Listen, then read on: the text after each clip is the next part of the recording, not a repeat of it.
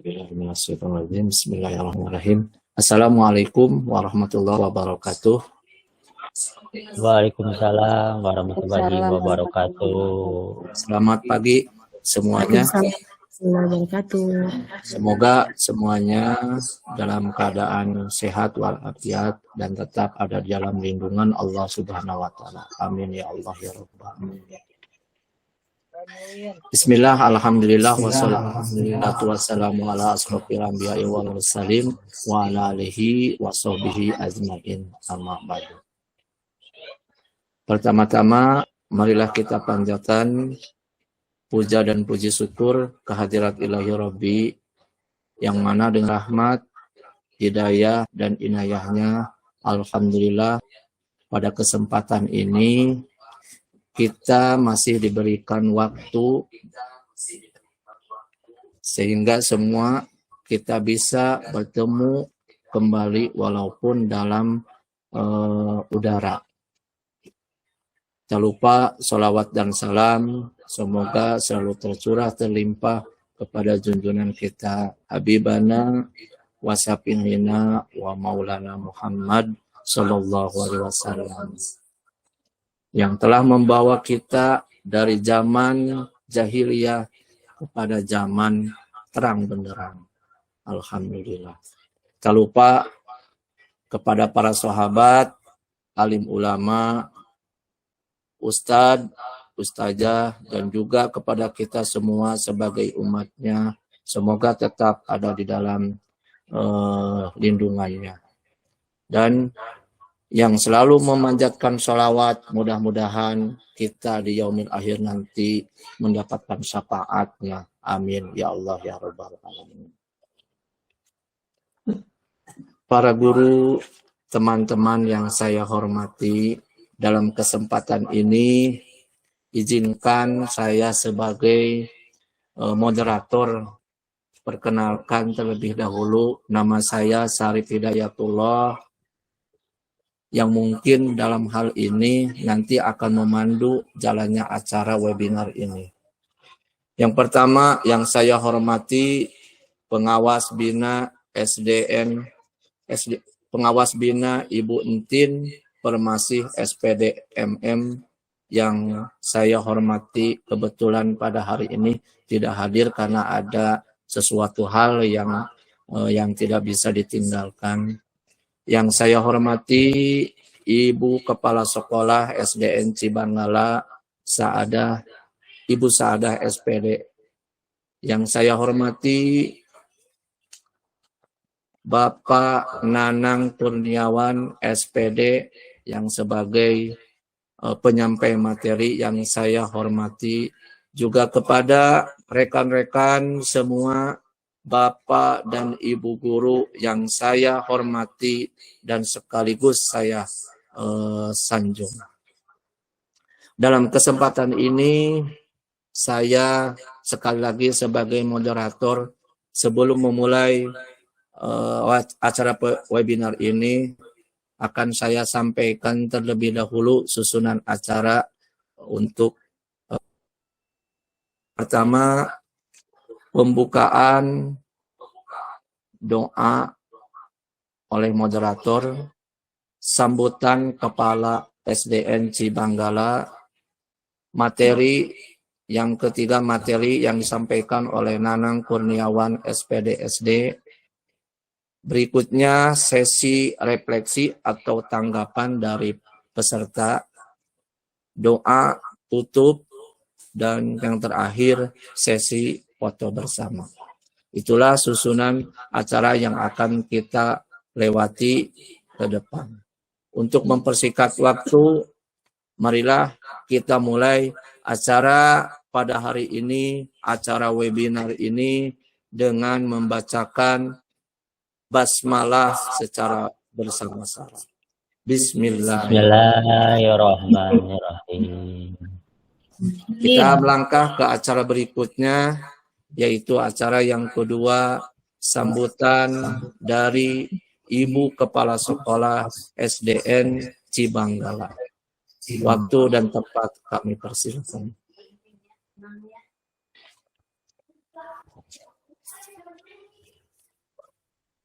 Bismillahirrahmanirrahim. Assalamualaikum warahmatullahi wabarakatuh.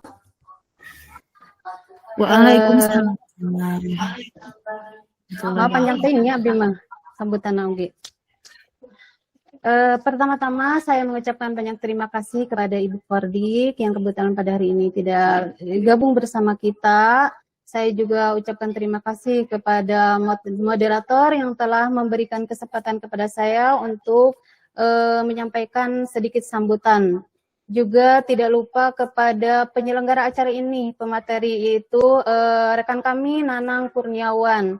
Juga tak lupa saya mengucapkan banyak terima kasih kepada Bapak dan Ibu KS hebat, Ibu-Ibu guru hebat sekecamatan Campaka Mulia.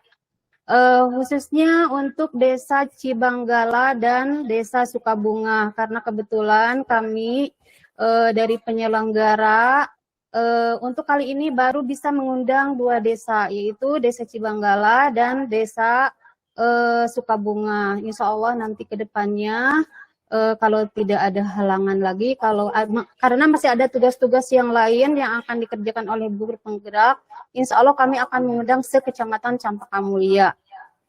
Yang pertama, tujuan diselenggarakan webinar ini adalah perlu ibu-ibu dan bapak-bapak guru hebat ketahui bahwa kami menyelenggarakan webinar ini adalah sebagai salah satu tugas yang harus dilalui oleh calon guru penggerak, yaitu rekan kami Nanang Kurniawan. Jadi kami mohon dukungannya dari semua. Semoga dalam menjalankan tugas sebagai guru penggerak selama kurang lebih 6 bulan, ya Pak Nanang ya? Selama kurang lebih 6 bulan, kami memerlukan dukungan dari berbagai pihak. Dari rekan-rekan guru sekolah Cibanggala, juga dari rekan-rekan guru sekecamatan Campaka Mulia, dan lebihnya lagi dari rekan-rekan guru yang ikut dalam kegiatan guru penggerak yang menjadi rekan yang sekarang alhamdulillah Pak Nanang mengikuti dalam angkatan ke-6. Jadi Indonesia itu sudah menyelenggarakan beberapa angkatan. Kalau tidak salah, Bapak yang dicanangkan oleh Bapak semua, kita semua tahu ya bahwa guru penggerak ini adalah dicanangkan oleh Bapak Menteri Pendidikan dan Kebudayaan. Pendidikan dan Kebudayaan, Sanes? Yaitu Bapak Nadiem Makarim, ya dari kalau tidak salah dari tahun 2020 sampai sekarang 2022 sudah 6 angkatan. Dan kemarin kalau tidak salah juga ada pendaftaran lagi untuk angkatan ke-7. Tujuannya itu yang pertama tadi maaf kita mungkin kami yang pertamanya silaturahmi ya, mendekatkan silaturahmi antara guru-guru hebat di Kecamatan Campaka Mulia.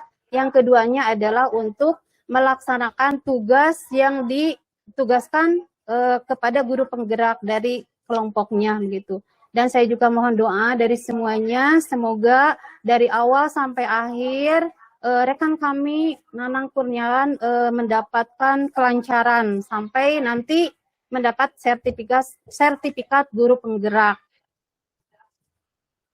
Dan selanjutnya saya Kepala SDN Cibanggala, juga rekan-rekan dari SD Cibanggala merasa sangat bangga sekali karena dari sekolah kami ada yang lolos untuk mengikuti guru penggerak. Dan saya yakin bukan cuma rekan kami saja yang nantinya menjadi guru penggerak, semua harapan saya adalah semua guru-guru hebat di Kecamatan Campaka Mulia nantinya juga akan semuanya akan menjadi guru penggerak. Dan untuk kali ini yang kami yang menyelenggarakan, khususnya rekan kami Nanang Kurniawan yang menjadi pemateri yang menyelenggarakan, bukannya merasa yang paling bisa atau yang paling hebat, yang paling menguasai materi, tapi ini sebagai ajang sharing saja ya, karena mungkin saja yang tidak mengikuti guru penggerak juga ada yang lebih pintar, ada yang lebih wawasannya luas, ada yang lebih segalanya ada yang lebih mungkin dari rekan kami Nanang Kurniawan. Jadi bukannya kami menyelenggarakan ini, bukannya kami sebagai orang yang sudah tahu semuanya atau sudah menguasai materi semuanya, itu kita jadikan sebagai ajang sharing saja ya. Jadi bertukar pikiran antara guru-guru di wilayah Kecamatan Campaka Mulya itu. Dan kami juga berharap dengan adanya guru penggerak, bukan saja guru penggeraknya itu saja yang mendapatkan ilmu, kami juga berharap agar guru penggerak tadi, rekan kami Nanang Kurniawan, bisa menularkan ilmunya itu khususnya untuk guru-guru yang ada di SD Cibanggala dan umumnya untuk guru-guru yang ada di Kecamatan Campaka Mulya. Dan guru penggerak itu sendiri adalah guru-guru yang terpanggil hatinya untuk menjadikan perubahan pendidikan di negeri Indonesia ini ke arah yang lebih baik. Tentu itu juga tujuan dari kita semua ya. Jadi nanti guru penggerak itu akan menjadi pemimpin-pemimpin di masa yang akan datang yang mampu menelurkan embrio generasi unggul Indonesia. Jadi yang mampu menelurkan embrio generasi unggul Indonesia. Itu bukan cuma harapan kami, tapi tentu saja harapan kita semua ya, ke arah perubahan yang lebih baik, kemudian Indonesia lebih unggul. Itu juga mungkin salah satu dari tujuan pendidikan Indonesia. Dan selanjutnya nanti Pak Nanang Kurniawan akan membahas tentang budaya positif ya Pak Nang. Budaya positif di sekolah dan di kelas. Jadi budaya positif itu kita sebagai guru harus mendukung, harus saling belajar, saling mengingatkan, saling bekerja sama, saling mengingatkan, sehingga dengan saling tersebut akan tercipta kebiasaan-kebiasaan yang baik. Dengan tercipta kebiasaan-kebiasaan yang baik tersebut, maka akan tercipta karakter yang baik. Dan dari situlah akan tercipta budaya positif di sekolah dan di kelas dan di sekolah. Dan tentu saja selain di sekolah dan di kelas juga kita dapat menerapkannya di lingkungan rumah, di rumah juga budaya positif itu bisa diterapkan.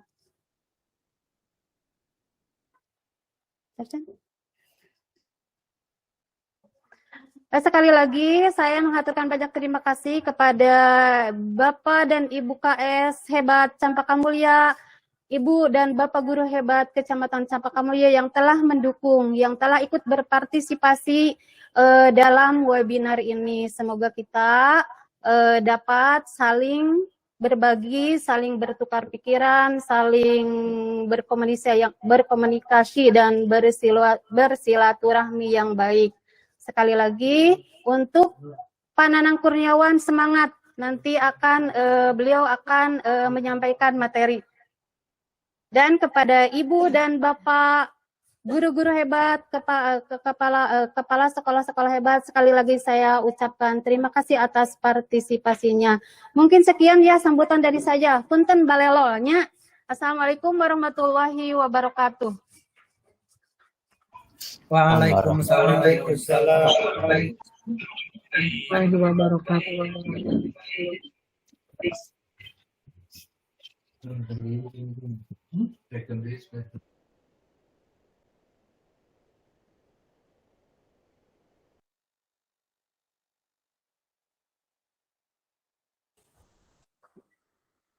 Terima kasih kepada Ibu Kepala Sekolah SDN Cibanggala yang telah memberikan sambutan tentang webinar ini yang begitu jelas dan panjang lebar. Alhamdulillah telah kita lewati.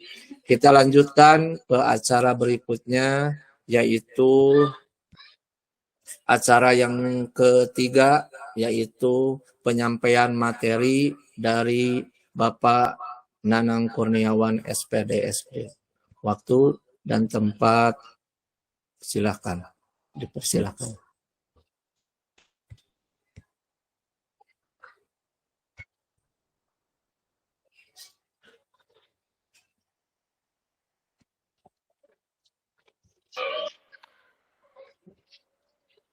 Baik, terima kasih Bapak Moderator, Pak Syarif Hidayatullah SPD.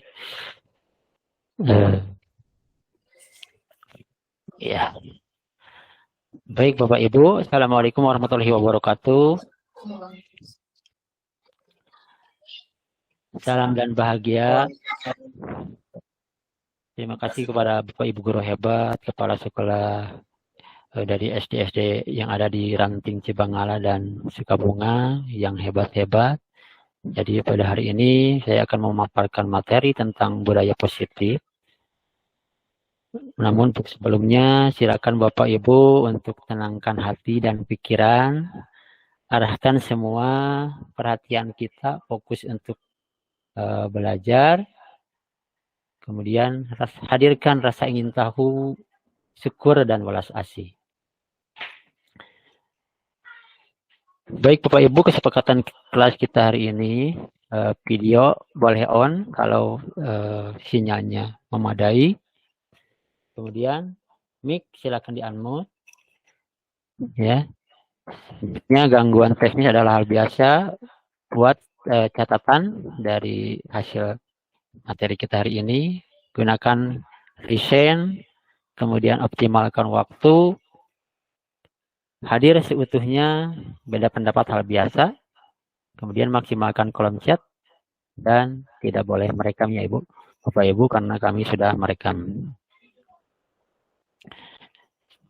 Baik Bapak Ibu, sebagai pengantar kegiatan hari ini, Bapak Pendidikan kita Ki Hajar Dewantara menyatakan bahwa kita sebagai seorang pendidik,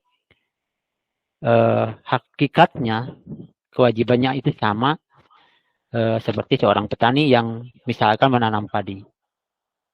Jadi kita hanya bisa menuntun tumbuhnya padi, kita dapat memperbaiki kondisinya tanah, memelihara tanaman padi, memberi pupuk, dan lain sebagainya. Begitupun dengan kita di sekolah. Ya. Jadi kita hanya menuntun murid-murid kita, ya, mengusahakan sekolah menjadi lingkungan yang menyenangkan, menjaga, melindungi murid dari hal-hal yang tidak baik. Nah, begitu. Murid itu akan mampu menerima, menyerap suatu pembelajaran bila lingkungan di sekelilingnya terasa aman dan nyaman, Bapak Ibu ya. Lalu bagaimana menciptakan suatu lingkungan positif tersebut yang terdiri dari warga sekolah yang saling mendukung, saling belajar, bekerja sama sehingga tercipta kebiasaan baik, karakter baik, sehingga pada akhirnya akan membentuk sebuah budaya positif. Bapak Ibu, apa sih yang dimaksud dengan budaya positif? Mungkin dari Bapak Ibu yang ingin menanggapi, boleh di-raise hand? Ada tidak? Boleh? Tidak ada. Silakan Bapak Budi, mungkin sebelum dilanjutkan presentasinya ada tanggapan dulu. Kita lanjut saja. Kalau tidak ada, dilanjutkan Pak. Baik. Budaya positif itu merupakan perwujudan dari nilai-nilai dan kebiasaan-kebiasaan baik atau keyakinan universal yang diterapkan di sekolah. Nah, untuk mengawali budaya positif ini, kita harus merubah paradigma kita tentang teori kontrol ya Bapak Ibu. Nah, topik bahasan kita ini pada hari ini tentang budaya positif ada 6 pembahasan Bapak Ibu. Yang pertama, disiplin positif dan nilai-nilai kebajikan. Kemudian teori metodologi, hukum penghargaan dan restitusi, keyakinan kelas, 5 kebutuhan dasar manusia, 5 posisi kontrol, restitusi, dan segitiga restitusi. Nah, Sebagai kegiatan pembuka pemantik kita hari ini, kita akan melakukan kegiatan cobalah buka.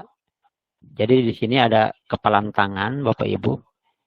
Jadi Bapak Ibu bayangkan mengepalkan tangan Bapak Ibu yang di dalamnya menyimpan sesuatu yang sangat berharga dalam kepalan tangan Bapak Ibu. Bapak Ibu perlu menjaga benda tersebut kuat tenaga karena begitu pentingnya untuk kehidupan Bapak Ibu. Nah, tugas rekan Bapak Ibu, misalkan kita sebut aja si B ya, mencoba untuk segala cara membuka kepalan tangan Bapak Ibu. Teman Bapak Ibu ini boleh membujuk, menghardik, mengintimidasi, memarahi, menggoda, menggelitik, bahkan menawari Bapak Ibu uang agar Bapak Ibu bersedia membuka kepalan tangan Bapak Ibu. Kira-kira dari Bapak Ibu, apakah membuka atau menutup kepalan tangan tersebut? Coba ada yang bisa menanggapi, mungkin Pak Budi. Kira-kira Pak Budi nih akan membuka atau tidak nih? Menutup. Ya. Mengapa Pak Budi? Mengapa Pak Budi? Alasannya mengapa? Nanti baca dulu. Baik, terima kasih. Jelas. Jadi sebenarnya Bapak Ibu yang memiliki kontrol dan membuka menutup tangan kita ini sebenarnya siapa sih Bapak Ibu? Ya. Jadi yang bisa membuka dan menutup kendali tangan kita ini adalah diri kita sendiri. Jadi orang lain tidak bisa mengontrol kita untuk membuka atau menutup kepalan tangan kita. Itu seperti itu ya Bapak Ibu. Kita lanjutkan. Selanjutnya, psikiater dan pendidikan Dr. William Glasser dalam teori kontrol meluruskan beberapa miskonsepsi tentang makna kontrol. Pertama, ilusi kontrol guru murid ke murid. Pada dasarnya kita tidak dapat memaksa murid sebenarnya untuk berbuat sesuatu jikalau murid tersebut memilih untuk tidak melakukannya. Walaupun tampaknya guru itu sedang mengontrol perilaku murid, namun hal demikian karena murid mungkin sedang diizinkan dirinya dikontrol. Atau memang bentuk kontrol guru tersebut merupakan kebutuhan dasar yang dipilih oleh murid tersebut. Nah, teori kontrol ini menyatakan bahwa semua perilaku murid memiliki tujuan, bahkan terhadap perilaku yang tidak disukai. Selanjutnya, ilusi bahwa semua penguatan positif itu efektif dan bermanfaat. Penguatan positif atau bujukan itu adalah bentuk kontrol segala usaha untuk mempengaruhi murid agar mengulangi suatu perilaku tertentu. Adalah suatu usaha untuk mengontrol murid tersebut. Nah, dalam jangka waktu tertentu, kemungkinan murid tersebut akan menyadarinya dan mencoba untuk menolak bujukan kita. Atau bisa jadi murid tersebut menjadi tergantung pada pendapat sang guru untuk berusaha. Jadi tidak timbul dalam dirinya untuk berusaha. Selanjutnya, ilusi bahwa kritik dan membuat orang merasa bersalah dapat menguatkan karakter. Menggunakan kritik, rasa bersalah untuk mengontrol murid menuju pada identitas gagal. Mereka belajar untuk merasa buruk tentang diri mereka. Mereka mengembangkan dialog diri yang negatif. Kadang-kala sulit bagi kita sebagai guru untuk mengidentifikasi bahwa mereka sedang melakukan perilaku ini. Karena seringkali guru cukup menggunakan suara halus untuk menyampaikan pesan negatif. Kemudian ilusi bahwa orang dewasa memiliki hak untuk memaksa. Banyak orang dewasa yang percaya bahwa mereka memiliki tanggung jawab untuk membuat murid-murid berbuat hal-hal tertentu. Apapun yang dilakukan dapat diterima selama ada sebuah kemajuan. Nah, berdasarkan sebuah pengukuran kinerja. Pada saat itu, orang dewasa akan menyadari bahwa perilaku pemaksa tidak akan efektif untuk jangka waktu yang panjang. Bahkan ini akan membentuk sebuah permusuhan ya Bapak Ibu. Baik Bapak guru hebat, kita lanjutkan. Bagaimana seseorang bisa merubah dari paradigma stimulus respon kepada pendekatan teori kontrol? Stephen R. Covey mengatakan bahwa bila kita ingin membuat kemajuan perlahan sedikit-sedikit, ubahlah sikap perilaku kita. Namun bila kita ingin memperbaiki cara-cara utama kita, maka kita perlu mengubah kerangka acuan kita. Ubahlah bagaimana kita melihat dunia, bagaimana kita berpikir tentang manusia, ubahlah paradigma tersebut. Nah, kita lihat perbandingannya pendekatan stimulus respon dan teori kontrol. Dalam stimulus respon menganggap bahwa realitas kebutuhan kita itu sama. Namun pada teori kontrol justru kebutuhan kita ini berbeda. Kemudian semua orang melihat hal yang sama. Namun pada teori kontrol setiap orang memiliki gambaran berbeda. Kemudian kita mencoba mengubah orang lain berpandangan sama dengan kita, namun teori kontrol menganggap kita berusaha untuk memahami pandangan orang lain tentang dunia. Kemudian stimulus respon yang keempat, perilaku buruk dilihat sebagai suatu kesalahan, namun teori kontrol justru menganggap semua perilaku pasti memiliki tujuan. Orang lain tidak bisa mengontrol kita menurut teori kontrol dan sebaliknya. Kemudian tidak ada paksaan dalam teori kontrol. Yang terjadi adalah kolaborasi dan konsensus menciptakan pilihan baru. Kemudian model berpikir menang-menang ya pada teori kontrol, artinya antara guru dan murid tidak ada yang dirugikan ya. Seringkali kan kita hanya murid yang dirugikan oleh kita. Jadi tidak ada yang kecewa kalau kita mengatasi permasalahan murid. Nah, dalam rangka menciptakan lingkungan positif, salah satu strategi yang perlu kita tinjau kembali adalah penerapan disiplin di sekolah kita. Apakah telah efektif? Apakah masih perlu ditinjau kembali? Apakah sesungguhnya arti disiplin itu sendiri? Dan apa kaitannya dengan nilai-nilai kebajikan? Nah, maka dari itu kita akan bahas makna disiplin dan nilai-nilai kebajikan universal. Nah, Bapak Ibu, sebenarnya makna disiplin itu seperti apa? Ada yang mau menanggapi mungkin? Disiplin, kata disiplin itu memiliki makna seperti apa, Bapak Ibu? Mungkin dari Bapak Ibu yang ingin menanggapi, silakan. Boleh di-mute, di-unmute mic-nya. Ada, Bapak Ibu? Baik, kita Bu Ai, silakan. Arti dari disiplin itu sendiri apa? Kalau tidak salah, Ya. perasaan taat atau patuh terhadap Ya. itu aturan mungkin. Iya. Baik, terima kasih Bu Ai telah memberikan tanggapannya. Perasaan patuh. Nah, kita lihat Bu Ai, Bapak Ibu guru hebat. Ketika kita mendengar kata disiplin, memang yang terbayang di benak kita itu, yang terlintas di pikiran kita itu menghubungkan kata disiplin dengan tata tertib, ya, dengan kepatuhan, teraturan pada peraturan. Kata disiplin juga sering kita hubungkan dengan hukuman, padahal itu sesungguhnya berbeda ya Bapak Ibu. Karena belajar tentang disiplin positif itu tidak harus dengan memberi hukuman, justru itu adalah salah satu alternatif terakhir dan bila perlu tidak digunakan sama sekali. Itu ya Bapak Ibu. Nah, Bapak Pendidikan kita, Ki Hajar Dewantara menyatakan bahwa di mana ada kemerdekaan, di situlah harus ada disiplin yang kuat. Sesungguhnya disiplin itu bersifat disiplin sendiri, yaitu kita sendiri yang mengajibkan kita dengan sekeras-kerasnya, tapi itu sama saja. Sebab jikalau kita tidak mampu melakukan disiplin diri, wajiblah penguasa lain mendisiplinkan kita di diri kita sendiri. Namun pada peraturan itu harus ada dalam suasana merdeka. Jadi tidak ada tekanan dari guru misalkan ya untuk menekan murid. Dengan kata lain, seseorang yang memiliki disiplin diri itu berarti mereka bisa bertanggung jawab terhadap apa yang dilakukannya. Karena apa? Mereka memiliki atau mendasarkan tindakan mereka pada nilai-nilai kebajikan universal.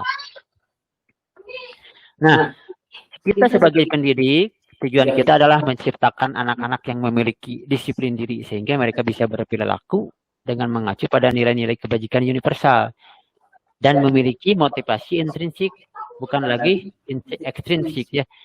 Terkadang permasalahan kita di sekolah-sekolah, jadi kita itu harus mendorong murid kita untuk melakukan hal-hal yang positif ya. Jadi bukan timbul dari dalam dirinya masing-masing. Itu adalah tantangan kita sebagai pendidik. Memunculkan atau menumbuhkan motivasi intrinsik dalam diri anak didik kita. Nah, dari serangkaian pembahasan ini, dari Ki Hajar Dewantara maupun Dayan Goshen, keduanya mengartikan disiplin itu dalam bentuk kontrol diri, ya Bapak Ibu. Yaitu belajar untuk mengontrol dirinya sendiri. Karena untuk mencapai tujuan mulia di sini mengacu pada nilai-nilai atau prinsip mulia yang dianut seseorang. Maka kita namakan nilai-nilai tersebut sebagai nilai-nilai kebajikan yang universal. Universal di sini adalah karena nilai-nilai kebajikan tersebut mau dimanapun tempatnya akan sama, ya Bapak Ibu. Nah, tentang nilai-nilai kebijakan universal, nilai-nilai kebijakan itu adalah sifat-sifat positif manusia yang merupakan tujuan mulia yang ingin dicapai oleh setiap individu. Seperti yang telah dikemukakan oleh Dr. William Glasser pada teori kontrol menyatakan bahwa setiap perbuatan memiliki suatu tujuan. Dan selanjutnya, Dayan Goshen mengemukakan bahwa untuk mengaitkan nilai-nilai kebajikan yang diyakini seseorang, maka motivasi intrinsiknya akan terbangun sehingga menggerakkan motivasi dari dalam untuk mencapai tujuan mulia yang diinginkan. Jadi bisa disimpulkan tentang universal tadi, karena nilai-nilai kebaikan tersebut dimanapun organisasinya, baik di sekolah Bapak Ibu, di sekolah kami, dan di sekolah se-Indonesia, nilai-nilai kebaikan tersebut akan sama, ya bersifat universal dan lintas bahasa, suku bangsa, agama maupun latar belakang. Nah, Bapak Ibu, seperti halnya di kita, nilai-nilai kebajikan yang diyakini oleh Indonesia adalah pelajar Indonesia adalah salah satunya adalah profil pelajar Pancasila. Ini mungkin Bapak Ibu sudah mengenal tentang profil pelajar Pancasila. Hari ini mungkin saya tidak akan membahas tentang ini. Nanti di kesempatan yang lain kita akan bahas. Nah, ini adalah tabel nilai-nilai kebaikan yang bisa kita lihat. Ada peduli, kebersihan, komitmen, belas kasih, percaya, dan lain sebagainya. Nah, pernahkah Bapak Ibu melakukan sesuatu yang untuk mendapatkan senyuman dari orang lain? Atau juga untuk mendapatkan hadiah? Atau untuk mendapatkan uang? Atau banyaklah kira-kira alasan orang untuk melakukan sesuatu? Nah, untuk mengetahui lebih jauh tentang motivasi manusia, mari kita lanjut pembahasan kita tentang teori 3 motivasi perilaku manusia. Yang pertama, Dayan Goshen dalam bukunya Restructuring School Discipline menyatakan ada 3 motivasi perilaku manusia. Pertama, untuk menghindari ketidaknyamanan atau hukuman. Ini ada tingkat terendah dari motivasi perilaku manusia. Biasanya orang yang memiliki motivasi ini, dorongan untuk berbuat sesuatu ini untuk menghindari hukuman biasanya tersebut, ya.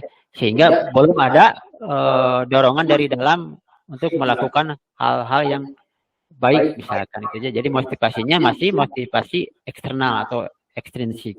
Yang kedua, untuk mendapatkan imbalan dan penghargaan dari orang lain. Ini satu tingkat di atas motivasi yang pertama.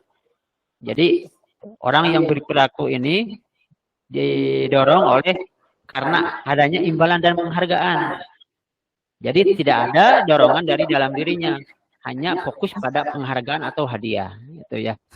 Ini masih motivasi eksternal. Yang ketiga adalah untuk menjadi orang yang mereka inginkan, menghargai diri sendiri dan nilai-nilai yang mereka percaya. Nah, motivasi ini akan bertanya kepada dirinya sendiri, akan menjadi orang yang seperti apa apabila saya melakukannya. Nah, motivasi yang ketiga ini merupakan motivasi yang akan timbul dalam diri seseorang atau dalam diri murid kita. Bentar Bapak Ibu ya, ada yang mau masuk dulu, Bapak Herianto.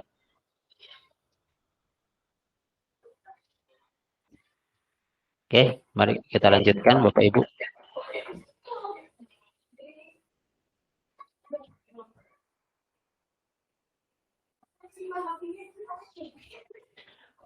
Tujuan dari disiplin positif adalah Bapak Ibu menanamkan motivasi yang ketiga Bapak Ibu pada murid-murid kita, yaitu untuk menjadi orang yang mereka inginkan, menghargai diri sendiri dengan nilai-nilai yang mereka percaya.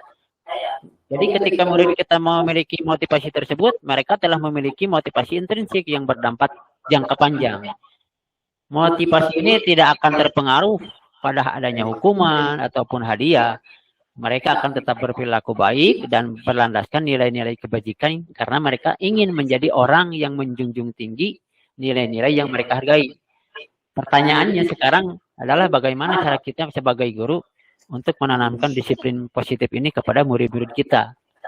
Nah, menurut Bapak Ibu dari ketiga jenis motivasi tadi, motivasi manakah yang saat ini paling banyak mendasari perilaku murid-murid yang ada di sekolah Bapak Ibu? Boleh dari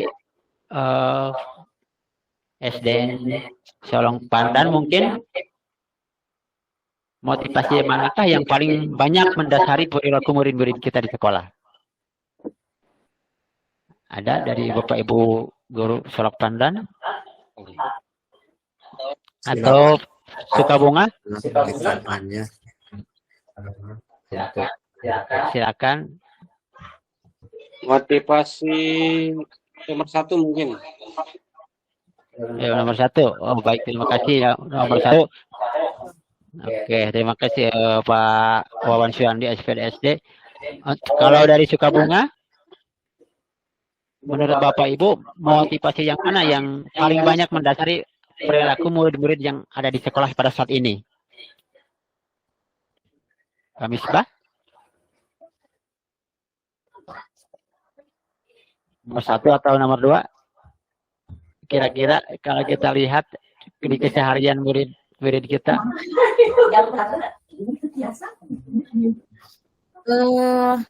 Kayaknya ke 1 ya. Ke 1 untuk menghindari ketidaknyamanan atau hukuman ya. Iya, baik, terima kasih Bapak Ibu.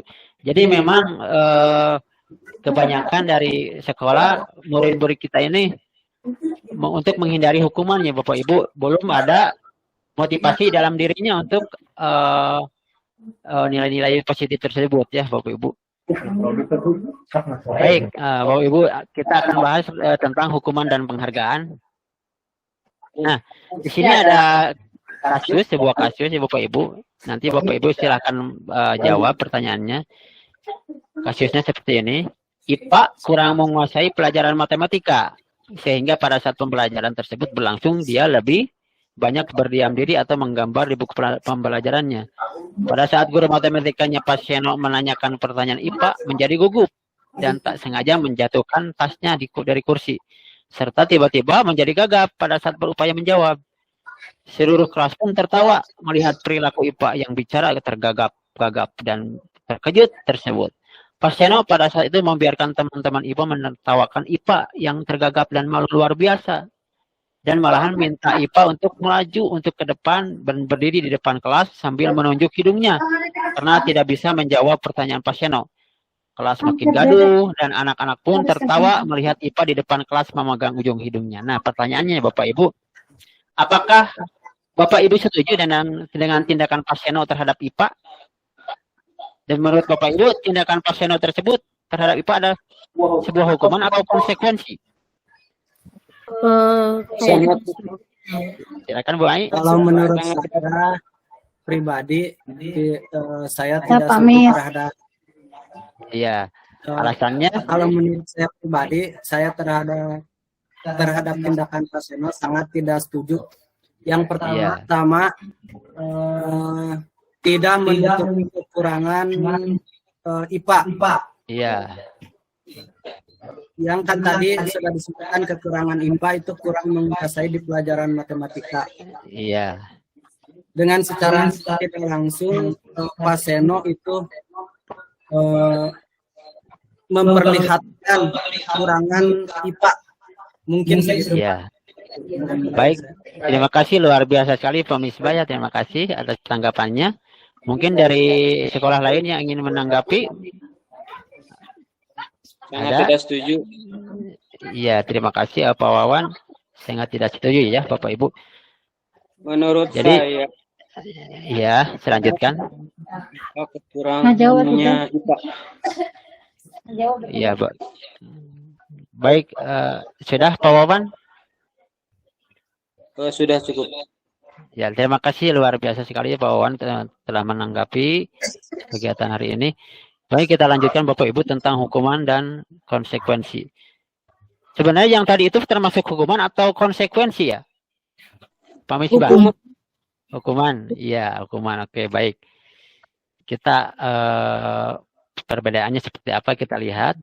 Nah, Bapak Ibu, hukuman itu bersifat tidak terencana ya Bapak Ibu, atau tiba-tiba. Jadi anak murid kita itu tidak tahu apa-apa yang akan terjadi dan tidak dilibatkan. Hukuman itu bersifat satu arah dari pihak guru yang memberikan, dan murid hanya menerima suatu hukuman tanpa melalui suatu kesepakatan atau pengarahan dari pihak guru, baik sebelum atau sesudahnya. Kemudian hukuman juga diberikan berupa fisik kadang-kadang kan, maupun psikis.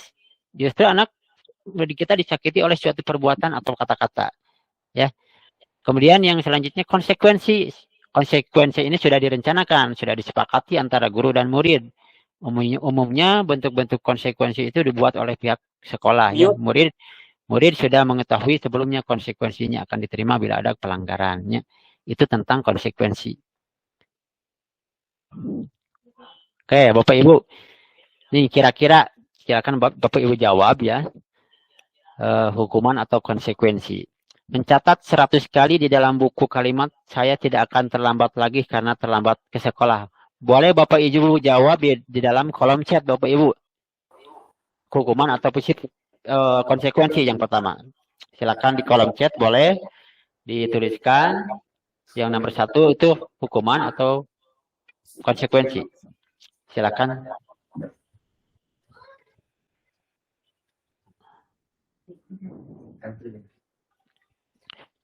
Selanjutnya, lari mengiringi lapangan basket 2 kali karena terlambat Hardi di. Silakan Pak Wawan. Konsekuensi meureun.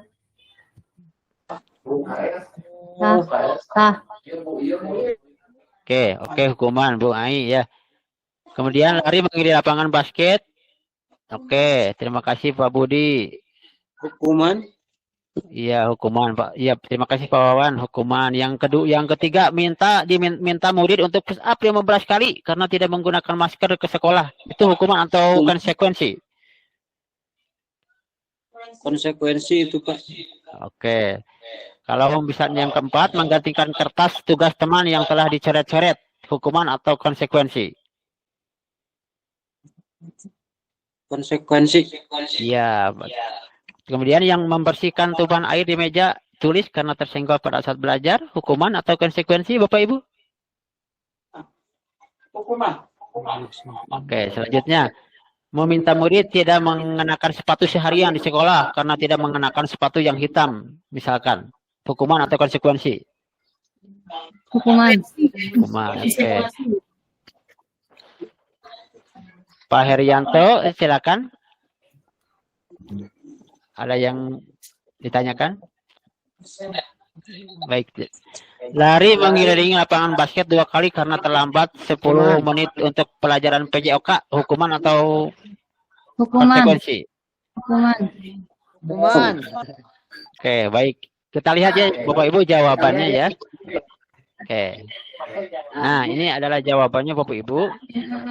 Yang pertama, mencatat 100 kali dalam buku kalimat itu hukuman ya. Lari mengelilingi lapangan basket 2 kali hukuman. Murid diminta push up 15 kali adalah hukuman. Menggantikan kertas tugas teman adalah konsekuensi. Membersihkan tumpahan air konsekuensi. Meminta murid tidak mengenakan sepatu seharian hukuman. Kemudian lari mengelilingi lapangan basket 2 kali adalah konsekuensi. Sebentar Bapak Ibu ada yang masuk dulu Pak Maman nih. Oke, selamat datang Pak Maman. Mari kita lanjutkan Bapak Ibu.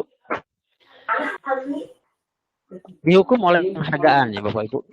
Saat kita berulang kali menjanjikan hadiah kepada anak didik kita agar berperilaku bertanggung jawab atau kepada seorang murid agar mempelajari sesuatu yang baru atau kepada orang karyawan agar melakukan pekerjaan yang berkualitas. Kita sedang berasumsi mereka tidak dapat melakukannya atau mereka tidak akan memilih untuk melakukannya. Itu menurut Alfikon ya. Kemudian Alfikon juga melanjutkan mengemukakan baik penghargaan maupun hukuman itu adalah cara-cara mengontrol perilaku seseorang yang menghancurkan potensi untuk mempelajari untuk pembelajaran yang sesungguhnya. Jadi menurut Kon, secara ideal Bapak Ibu, tindakan belajar itu sendiri itu adalah merupakan penghargaan yang sesungguhnya. Nah, selanjutnya pengaruh penghargaan itu Bapak Ibu ada yang jangka pendek dan jangka panjang. Untuk jangka pendek mungkin efektif ya Bapak Ibu, penghargaan ini bisa membuat anak bukan apa yang kita inginkan. Namun pada jangka panjang justru mereka akan terus termotivasi oleh penghargaan itu ya Bapak Ibu, sehingga penghargaan tidak efektif. Kemudian penghargaan itu dapat merusak hubungan ya Bapak Ibu, mengurangi kecepatan, menurunkan kualitas, mematikan kreativitas dan menghukum. Nah, apakah Bapak Ibu pernah mendengar tentang restitusi Bapak Ibu? Mungkin dari Pak Wawan mungkin pernah mendengar restitusi, Pak Heri? Silakan. Apakah pernah mendengar kata restitusi? Silakan, ada pernah yang mendengar restitusi Bapak Ibu? Kerugian korban. Oke, terima kasih. Terus ada lagi Bapak Ibu? Pembelaan korban Pak kalau restitusi. Iya, pembelaan korban. Terus? Ganti rugi, maksudnya ganti rugi. Iya. Oke, ada lagi? Tata cara. Ya, Pak Bud. Tata cara. Baik, kita lanjutkan Bapak Ibu ya. Terima kasih, luar biasa sekali tanggapannya Bapak Ibu. Nah, kita ambil cerita seperti ini Bapak Ibu.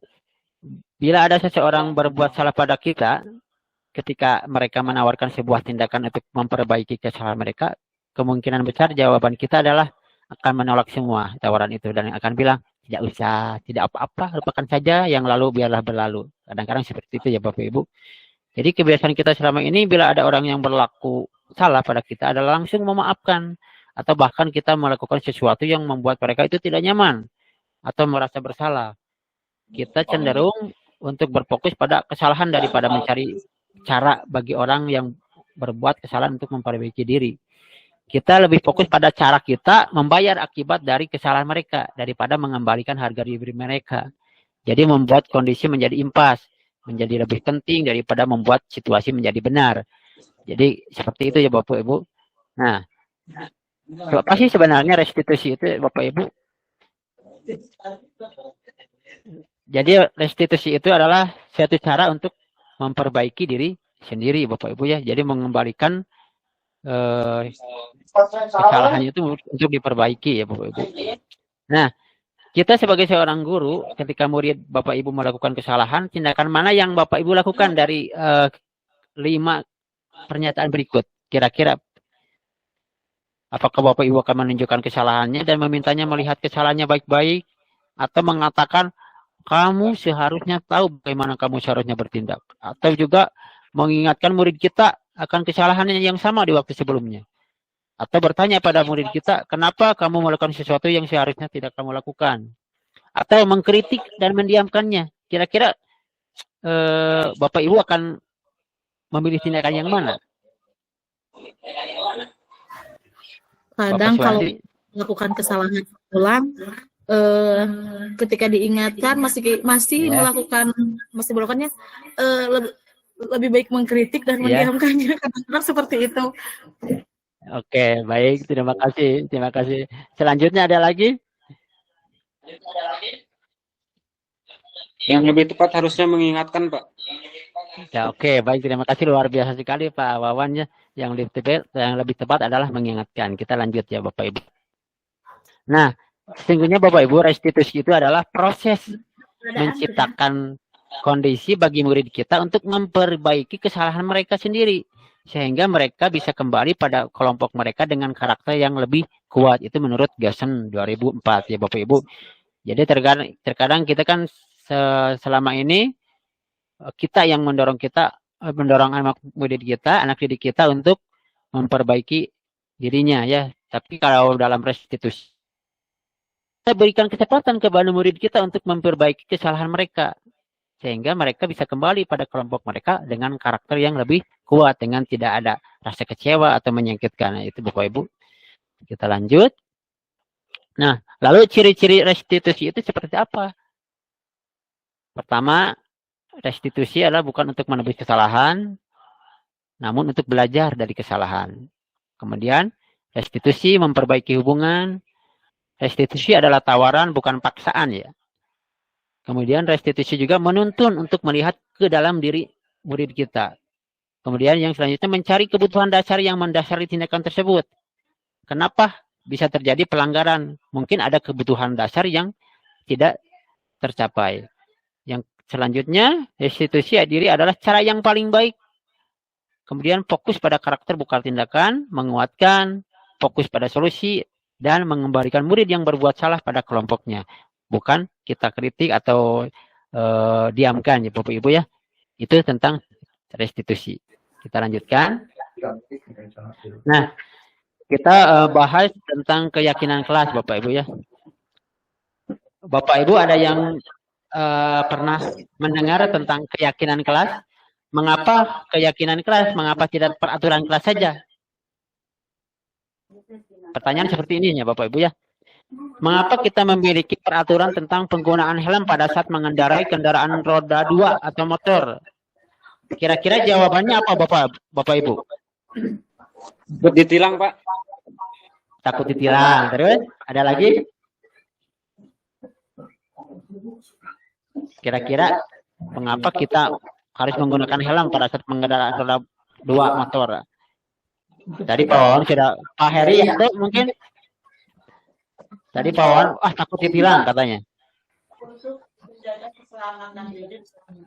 Iya, untuk menjaga keselamatan diri. Terus yang kedua, mengapa kita memiliki peraturan tentang penggunaan masker dan mencuci tangan setiap saat? Kira-kira jawabannya apa Bapak Ibu? Aturan Boleh? dari pemerintah. Aturan dari pemerintah. Selanjutnya ada lagi, Pak Heri. Pak Heri kayak zaman. Oh, Pak Bu Ina mungkin. Kira-kira apa Bapak Ibu? Penggunaan masker dan mencuci tangan setiap saat. Pak Heri juga zaman Pak Heri atau Sanwe. Iya, terima kasih Pak Asep, terima kasih. Oke, baik Bapak Ibu kita lanjutkan ya. Jadi justru nilai-nilai keselamatan atau kesehatan inilah yang kita sebut sebagai suatu keyakinan Bapak Ibu. Jadi keyakinan kelas ini yaitu nilai-nilai kebajikan universal yang disepakati secara tersirat dan tersurat, lepas dari latar belakang suku, negara, bahasa maupun agama. Jadi yang dimaksud keyakinan kelas ini di dalamnya adalah terdiri dari nilai-nilai kebajikan atau nilai-nilai kebajikan universal yang tentu harus disepakati antara murid dan guru. Ya, Bapak Ibu. Kita lanjutkan. Nilai-nilai kebajikan ini menekankan pada keyakinan seseorang akan lebih memotivasi seseorang dalam ya Bapak Ibu. Seseorang akan lebih tergerak dan bersemangat untuk menjalankan keyakinannya daripada hanya sekedar mengikuti serangkaian peraturan tertulis saja.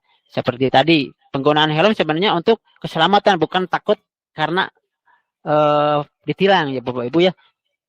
Salah satunya ada nilai-nilai yang baiknya itu adalah nilai keselamatan ya Bapak Ibu ya.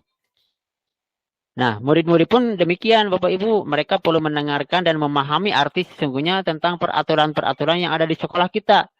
Apa nilai-nilai kebajikan yang ada di balik peraturan tersebut? Apa tujuan utamanya? Ya, jangan sampai menjadi tidak tertarik atau takut sehingga hanya sekedar mengikuti serangkaian peraturan yang mengatur mereka tanpa memahami tujuan mulianya. Seperti tadi penggunaan helm. Misalkan kata Pak Wawan ini takut ditilang. Padahal tujuan mulianya adalah untuk keselamatan. Nah, itu seperti itu ya Bapak Ibu ya. Jadi di kita juga di sekolah kita lakukan seperti itu. Nah, pembentukan keyakinan sekolah atau di kelas, keyakinan kelas itu bersifat abstrak daripada peraturan yang lebih rinci dan konkret. Keyakinan kelas berupa pernyataan universal Kemudian senantiasa dibuat dalam bentuk positif. Kemudian hendaknya tidak terlalu banyak sehingga mudah diingat dan dipahami oleh semua warga kelas. Keyakinan kelas sebaiknya sesuatu yang dapat diterapkan di lingkungan kita, Bapak Ibu, di lingkungan sekolah kita. Semua warga kelas hendaknya ikut berkontribusi untuk membuat keyakinan kelas lewat kegiatan curah pendapat, ya Bapak Ibu. Kemudian bersedia meninjau kembali keyakinan kelas dari waktu ke waktu, ya. Lanjutkan. Nah, ini adalah contoh. Misalkan kita punya peraturan kembalikan barang ke tempatnya. Jadi nilai-nilai yang kebaikan yang akan kita tuju ini dari peraturan ini adalah misalkan tanggung jawab. Kemudian dilarang mengganggu orang lain. Nilai kebajikannya adalah menghormati orang lain atau diri sendiri. Misalkan hadir di sekolah 15 menit sebelum pelajaran dimulai. Nilai kebajikannya adalah menghormati orang lain, komitmen pada tujuan. Dilarang melakukan kekerasan, nilai kebaikannya adalah keselamatan. Dilarang menggunakan narkoba, nilai kebajikannya kesehatan, dan lain sebagainya, Bapak Ibu, ya. Nah, prosedur pembentukan keyakinan kelas yang Bapak Ibu bisa terapkan di sekolah Bapak Ibu, ya. Misalkan, jadi kita mempersilahkan murid-murid kita di kelas curah pendapat tentang peraturan yang perlu disepakati atau di kesepakatan kelas, Bapak Ibu, ya. Kemudian suruh mereka mencatat pada sebuah kertas kecil yang nanti akan ditempel pada poster. Semua anggota kelas bisa melihat hasil curah pendapat tersebut. Susunlah keyakinan kelas tersebut sesuai pembentukan keyakinan kelas. Gantilah kalimat-kalimat dalam bentuk negatif menjadi positif. Misal, kalimat negatifnya seperti ini. Jangan berlari di kelas atau koridor. Nah, ganti menjadi kalimat positif, Bapak Ibu. Berjalanlah di kelas atau koridor. Nah, seperti itu ya Bapak Ibu. Jangan hindari kata jangan, Bapak Ibu. Nah, kemudian tinjau kembali daftar curah pendapat tersebut. Ya, ajak murid-murid menemukan nilai-nilai kebajikan atau keyakinan yang menjadi inti dari peraturan tersebut. Misalkan, Bapak Ibu, berjalan di kelas, dengarkan guru, datanglah tepat waktu, bisa kita satukan menjadi satu keyakinan, yaitu keyakinan kelas saling menghormati atau nilai kebajikan hormat. Nah, keyakinan inilah yang dijadikan dasar untuk disepakati. Kegiatan ini juga merupakan peralihan dari bentuk peraturan ke keyakinan kelas. Kemudian bisa tinjau ulang kembali secara bersama-sama. Kalaupun ada yang kurang. Kemudian kita setelah selesai dibuat, dipersilakan untuk anak didik kita, murid kita menandatangani keyakinan kelas tersebut. Termasuk kita sebagai guru. Kita sepakati keyakinan kelas tersebutnya. Nah, selanjutnya bisa dilekatkan di dinding kelas Bapak Ibu. Di tempat yang sudah mudah dilihat semua warga kelas. Nah, di sini saya akan mencontohkan contoh penerapan keyakinan kelas yang sudah saya buat di kelas Bapak Ibu di sekolah kita. Nah, ini contoh dari anak didik saya yang kebetulan muridnya 13 orang. Ya, jadi hasil dari curah pendapat di sini ada yang mengerjakan tugas tepat waktu, ada yang mengerjakan kebersihan dan lain sebagainya ya Bapak Ibu. Kemudian dari sini mereka disuruh menandatangani keyakinan tersebut. Dari sini ada kesepakatan kelas yang sudah disepakati atau peraturan kelas, ya. Kemudian dibuatlah menjadi satu keyakinan kelas, ya, Bapak Ibu, setelah ditandatangani, disetujui oleh kita sebagai guru dan anak didik kita. Jadi kita bisa buat di sekolah kita seperti ini, Bapak Ibu, buat kesepakatan kelas atau peraturan kelas, kemudian buat keyakinan kelasnya dari peraturan tersebut, nilai-nilai kebajikannya apa yang akan kita tuju, ya Bapak Ibu, ya, seperti itu. Kita lanjut. Nah, ini contoh penerapannya keyakinan kelas di kelas kita. Contohnya ada saling menghargai, saling menghormati, saling menyayangi, beriman, bertakwa, kebersihan, tanggung jawab. Nah, keyakinan kelas tersebut dari peraturan-peraturan yang sudah dibuat secara bersama-sama antara guru dan murid kita. Jadi murid kita tahu peraturan-peraturan kita dan nilai-nilai kebajikan apa yang ada di balik peraturan-peraturan tersebut di kelas, ya Bapak Ibu. Jadi Bapak Ibu bisa mulai menerapkan Bapak Ibu di kelas Ibu masing-masing secara perlahan-lahan memberikan penjelasan pada anak didik kita, ya. Namun yang susah itu, yang sulit itu Bapak Ibu, kalau murid-murid SD, jadi kita harus pancing dulu pendapat-pendapatnya, ya Bapak Ibu. Beda lagi dengan anak-anak SMA yang sudah dewasa. Jadi bisa memberikan pendapatnya masing-masing. Kalau anak SD, kita harus pancing dulu supaya dia bisa berpendapat ya Bapak Ibu. Jadi itu untuk penerapan keyakinan kelas. Selanjutnya ini salah satu contoh penerapan atau keyakinan kelas. Ini ada merupakan budaya-budaya positif keyakinan kelas yang kita yakini. Misalkan membersihkan lapangan. Namun pada dasarnya ini kita sulit sebenarnya untuk menumbuhkan motivasi dalam diri anak ya, anak didik kita. Terkadang kita harus dorong dari luar ya. Jadi kita harus membiasakan menerapkan menumbuhkan motivasi dalam diri anak itu secara terus-menerus, tidak hanya satu kali ya Bapak Ibu. Kemudian memerlukan kerjasama antara guru, kepala sekolah, dan semua warga sekolah agar tercipta budaya positif tersebut. Baik, selanjutnya Bapak Ibu, materi yang selanjutnya adalah 5 kebutuhan dasar manusia ya Bapak Ibu. Karena ada hubungannya dengan apa yang dibuat oleh anak didik kita. Menurut Dr. William Glasser dalam Choice Theory, Bapak Ibu, seluruh tindakan manusia itu memiliki tujuan tertentu. Semua yang kita lakukan adalah usaha terbaik kita untuk mendapatkan apa yang kita inginkan. Ketika kita mendapatkan apa yang kita inginkan, sebetulnya saat itu kita sedang memenuhi satu atau lebih dari satu kebutuhan dasar kita.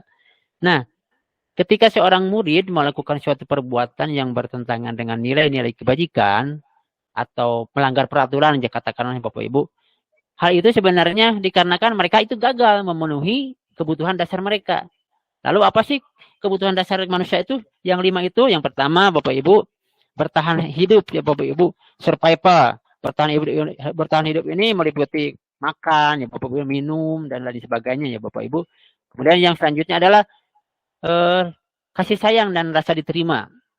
Kemudian juga kebutuhan yang selanjutnya kebebasan, kesenangan, dan penguasaan. Nah, pertanyaan pemantiknya Bapak Ibu, di sini ada sebuah kasus. Silakan Bapak Ibu bisa menjawabnya ya dalam chat. Di sini ada ya. Ibu Molina mau masuk, Pak? Oh, maaf. Oke. Ibu Molina mau masuk. Ya, sip. Sahabat. Terima kasih. Ya. Baik, Bapak Ibu, kita lanjutkan.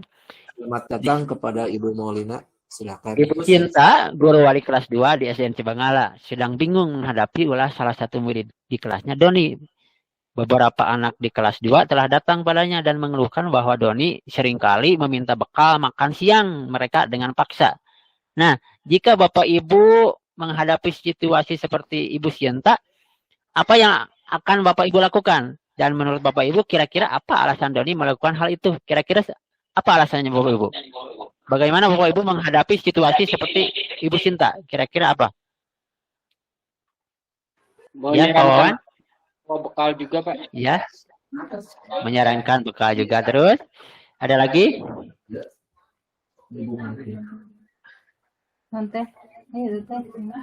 Tidak ada lagi? Nah, Oke, kita lanjutkan ya Bapak. Nah, merujuk pada sesuatu yang sedang dihadapi Ibu Cinta di atas, dalam konteks penegakan disiplin positif, Ibu Cinta sebaiknya mencari tahu alasan Doni melakukan tindakan tersebut agar mengetahui kebutuhan mana sih yang sedang berusaha dipenuhi oleh Doni tersebut. Nah, jadi kita tentang kebutuhan dasar yang ingin dipenuhi oleh Doni tersebut ya Bapak. Kita lanjutkan ya Bapak Ibu.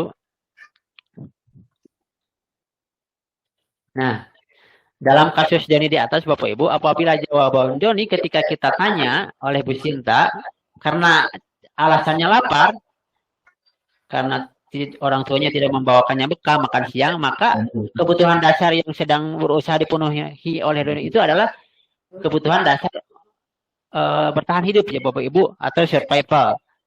Kemudian apabila Doni menjawab alasannya mengambil bekal temannya karena dia merasa senang, temannya jadi memperhatikan dia. Ketika temannya melaporkan tindakannya itu pada gurunya, gurunya memberitahu orang tuanya, sehingga orang tuanya menjadi memperhatikan dia. Maka kebutuhan dasar yang sedang dipenuhinya adalah kemungkinan adalah kebutuhan akan kasih sayang dan rasa diterima. Jadi kurang kasih sayang dari orang tuanya. Kalau jawabannya seperti itu. Yang ketiga, Bapak Ibu, Nah, apabila jawaban Doni dia merasa hebat karena temannya jadi takut dengan dia dan menuruti keinginannya, maka sebetulnya Doni sedang berusaha memenuhi kebutuhan dasarnya akan kekuasaan. Itu seperti itu, Bapak Ibu. Yang keempat, bila jawaban Doni adalah dalam kasus di atas adalah merasa bosan dengan bekal makanan yang dibawakan ibunya dari rumah, misalkan itu aja, ya. Jadi Doni ini ingin mencoba makanan teman-temannya yang beraneka ragam. Maka Doni di sini sedang berusaha memenuhi kebutuhannya akan kebebasan. Ya. Selanjutnya, apabila Doni menjawab bahwa ia melakukannya karena iseng, dia ingin menikmati ekspresi wajah temannya yang kesal karena diambil makanannya dan menurut dia ekspresi teman-temannya itu lucu. Maka berarti Doni sedang berusaha memenuhi kebutuhannya akan kesenangan. Jadi itu Bapak Ibu, ketika murid melanggar nilai kebajikan yang ada di peraturan kelas kita atau peraturan tata tertib sekolah, mungkin ada kebutuhan dasar yang belum terpenuhi. Gitu ya, Bapak Ibu. Iya, sedang mencari perhatian ya Bapak Ibu ya. Selanjutnya mari kita lanjutkan Bapak Ibu tentang 5 posisi kontrol guru ya. Kita mengontrol murid kita. Ada 5. Diane Johnson dalam bukunya ya mengemukakan bahwa guru perlu meninjau kembali penerapan disiplin dalam ruang-ruang kelas kita selama ini. Apakah telah efektif, apakah berpusat, memerdekakan, memandirikan murid, bagaimana dan mengapa. Nah, melalui serangkaian riset dan berdasarkan pada teori kontrol Dr. William Glasser, menyimpulkan ada 5 posisi kontrol yang diterapkan seorang guru, orang tua, ataupun atasan kita dalam melakukan kontrol. Kelima kontrol tersebut adalah ada yang penghukum, ada pembuat rasa bersalah, sebagai teman, sebagai pemantau, dan manajer. Nah, untuk lebih memahami tentang 5 posisi kontrol tersebut, mari kita lihat video kita di sini. Silakan Bapak Ibu amati dan pahami video berikut ini. Saya nonton video. Silakan Bapak Ibu bisa. Tidak Megawati mungkin.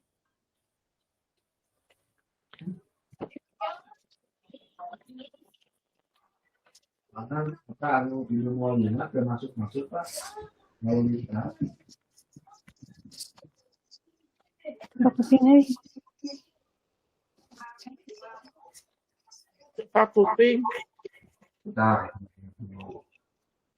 Itu sengaja nggak ada suaranya, Pak. Gimana, kawan? Sengaja nggak ada suaranya videonya atau gimana? Bentar. Suara tenang. Gak ada suaranya, Pak.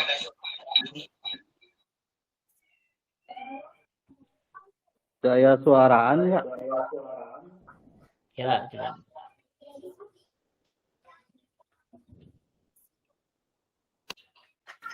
Baca, we. Selamat bergabung ada Ibu Maulina, Kepala Sekolah Singkawani. Yang bersama Ada apa, Nang? ada Pak Wawan, sudah ada, mungkin belum dikencengin suara di laptopnya.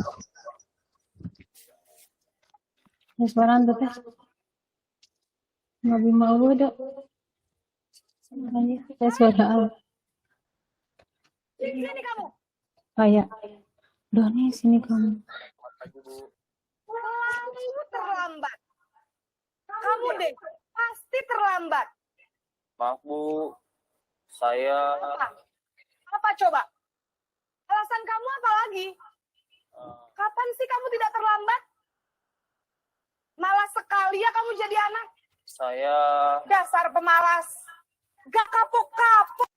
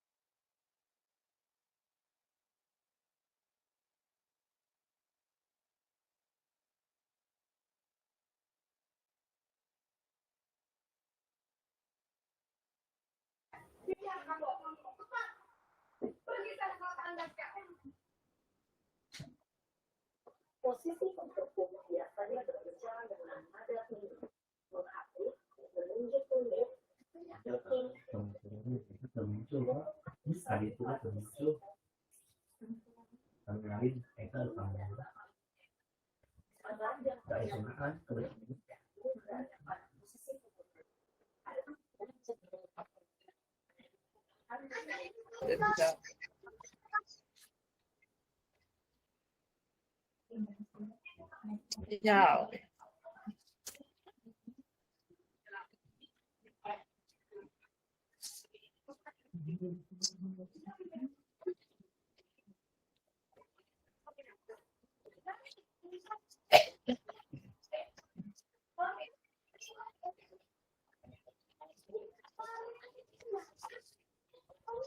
Sedikit aku pintu tuh, minumanku.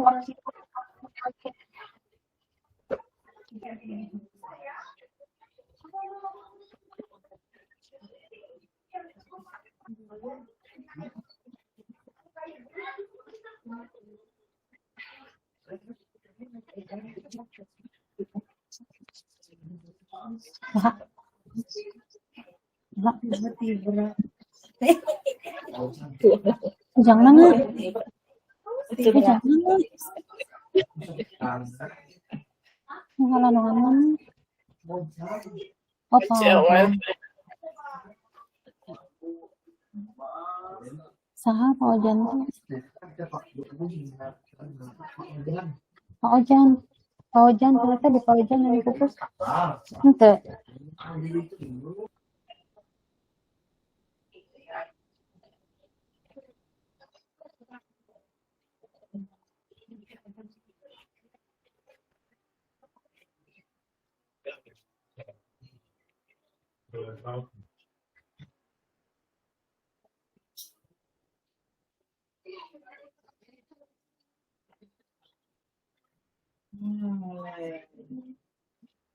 Kegiatan nih kalau berat berarti tidurnya ya. Kegiatan apa lagi tidurnya di tanah pengkolan rekrasi Aisyahnya. Masjid. Masih Panas. aneh. Oh, upah itu dia mah.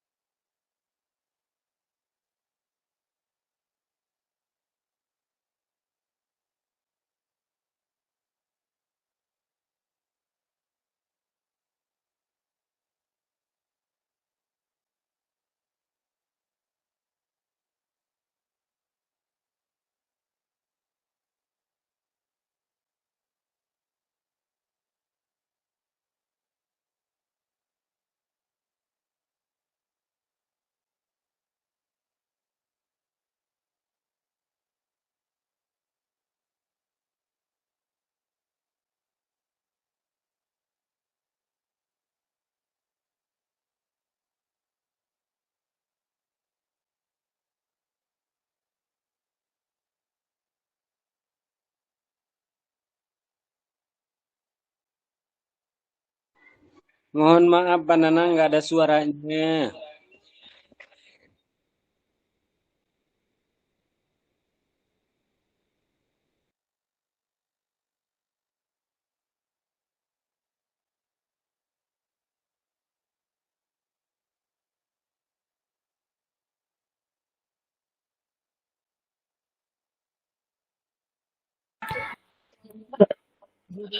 Biasa dibaca wae Pak Wawan dina videona.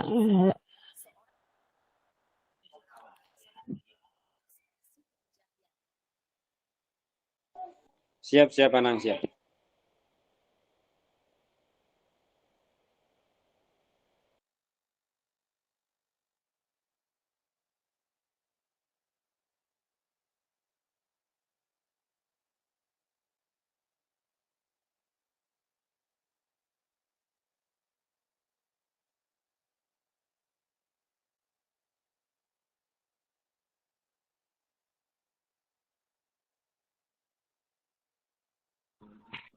Suaranya saya, Pak.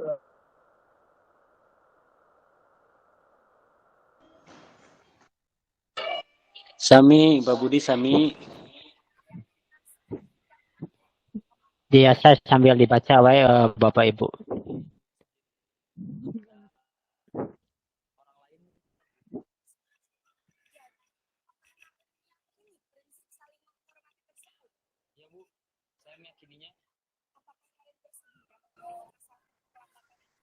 Bersedia, Bu.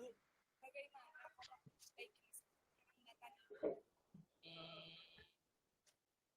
Saya akan coba saya. Apa?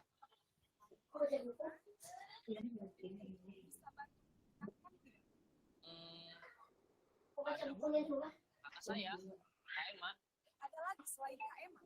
Selain KMA, ada ibu saya. Baik. Jadi yang adalah KMA dan ya. Kira-kira akan mulai setel alarm kapan ya? Setelah pulang sekolah, akan segera saya lakukan. Baik. Jadi Naren akan setel alarm besok pagi dan akan diingatkan oleh kakak dan ibunda Naren ya. Ada lagi yang mungkin perlu dilakukan Naren agar tidak terlambat bangun lagi. Tidak ada, Bu. Baik. Terima kasih untuk kerjasama kamu. Sekarang kalau kamu kembali.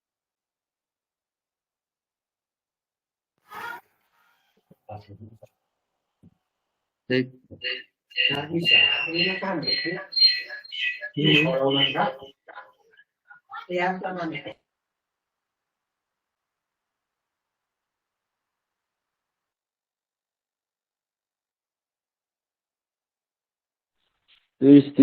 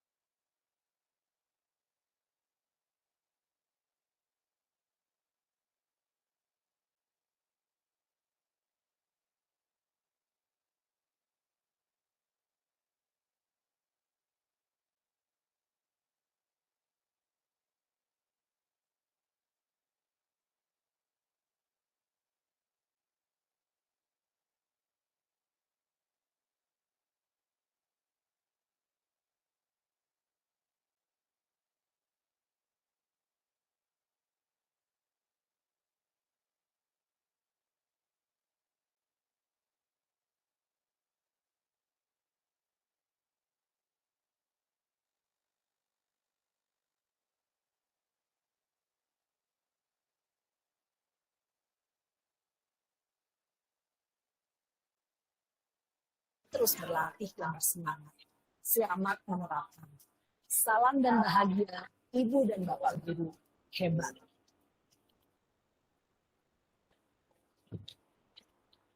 Baik Bapak Ibu, mohon maaf ya untuk suaranya ada kesalahan teknis, tapi tadi ada teksnya yang Bapak Ibu bisa baca ya. Jadi kira-kira bisa dipahami Bapak Ibu. Jadi dari 5 posisi kontrol tersebut Bapak Ibu, kira-kira posisi mana yang Bapak Ibu pernah lakukan dari 5 posisi kontrol tersebut? Apakah posisi penghukum, apakah pembuat rasa bersalah, sebagai teman, atau pemantau, atau manajer? Kira-kira posisi mana yang selama ini Bapak Ibu lakukan? Silakan.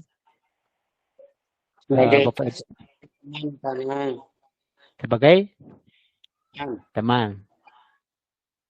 Kalau dari yang lain, Pak Misbah mungkin selama ini posisi kontrol mana yang pernah atau sedang dilakukan selama ini?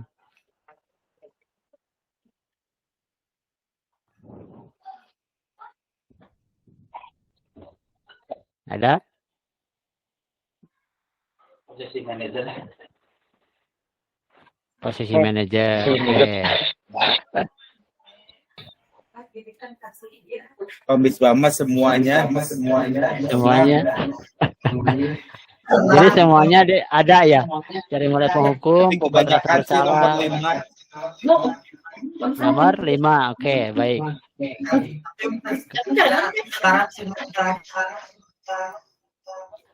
Kalau Bu Ai, Homisa nih yang mana ya? Posisi kontrol yang mana nih Bu Ai ini? Mungkin sama dengan Pak Mus sih sebenarnya. Sering menghukum. Oke. Tapi yang lebih baik memang tadi yang posisi 5 ya. Yang manajer ya. Yang sebagai manajer. Oke, baik Bapak Ibu ya. Jadi yang paling ideal itu ya Bapak Ibu posisi manajer ya Bapak Ibu.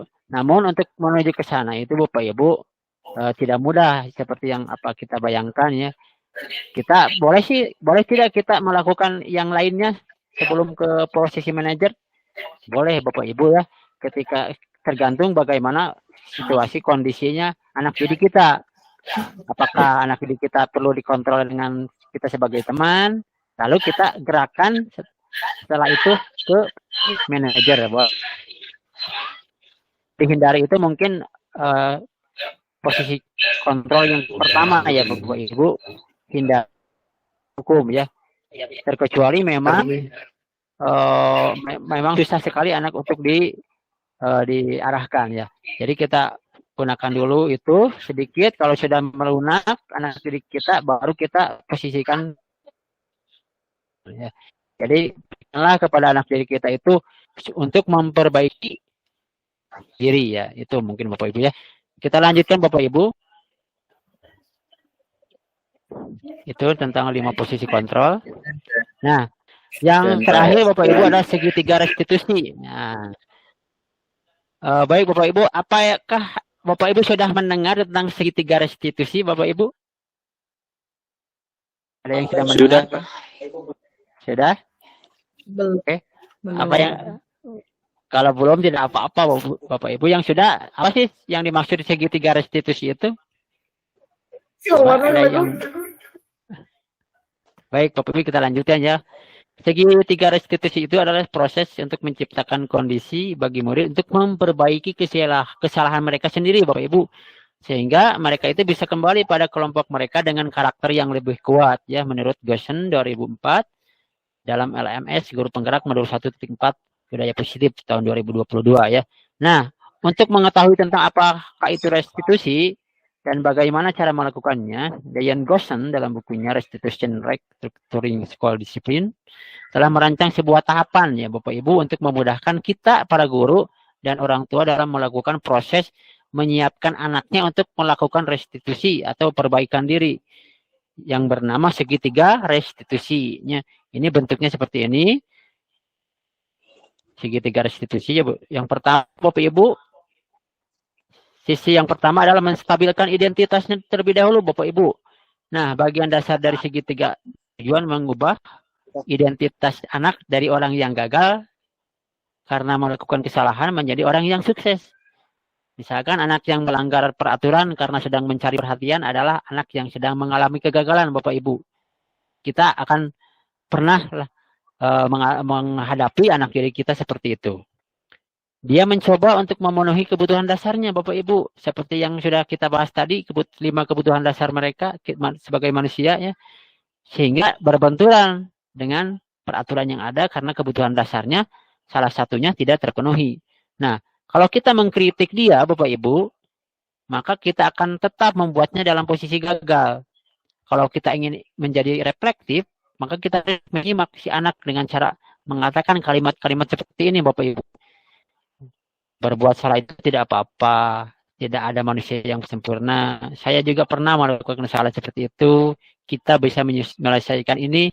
Bapak Ibu tidak tertarik mencari siapa yang salah, tapi Bapak Ibu ingin mencari solusi dari permasalahan ini.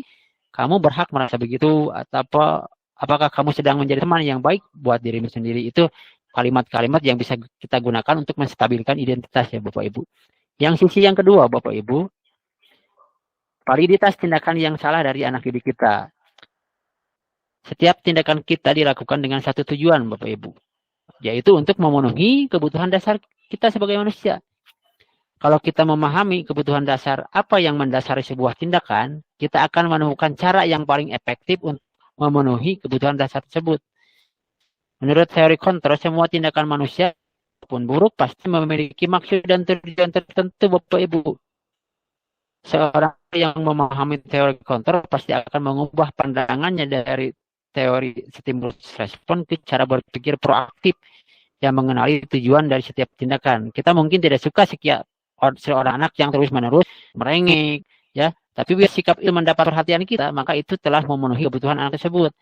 Kalimat-kalimat di bawah ini mungkin terdengar asing bagi kita sebagai guru, namun bila dikatakan dengan nada tanpa menghakimi, akan memvalidasi kebutuhan mereka. Contoh, padahal kamu bisa melakukan hal yang lebih buruk dari ini ya.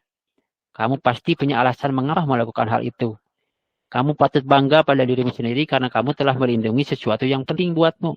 Kamu boleh mempertahankan sikap itu, tapi kamu harus menambah sikap yang baru. Nah, sisi yang ketiga Bapak Ibu, menanyakan keyakinan kelas kita. Teori kontrol menyatakan bahwa kita pada dasarnya termotivasi secara internal. Ketika identitas sukses telah tercapai, langkah yang pertama, dan tingkah laku yang salah telah kita validasi pada langkah yang kedua, maka anak akan siap untuk dihubungkan dengan nilai-nilai yang dia yakini sesuai keyakinan kelas yang sudah disepakati dan berpindah menjadi orang yang dia inginkan. Pertanyaan di bawah ini menghubungkan keyakinan anak dengan keyakinan kelas atau keluarga. Contoh, apa yang kita percaya tentang keyakinan kelas kita atau keluarga? Apa nilai-nilai umum yang kita sepakati? Apa bayangan kita tentang kelas yang ideal? Kamu mau jadi orang yang seperti apa? Itu kata-kata yang bisa kita gunakan untuk menanyakan keyakinan kelas. Nah, di sini Bapak Ibu contoh perilaku, contoh segitiga restitusi. Karena suaranya tidak terdengar ya Bapak Ibu. Mudah-mudahan nih bisa terdengar. Kita coba. Ya, Pak Syarif.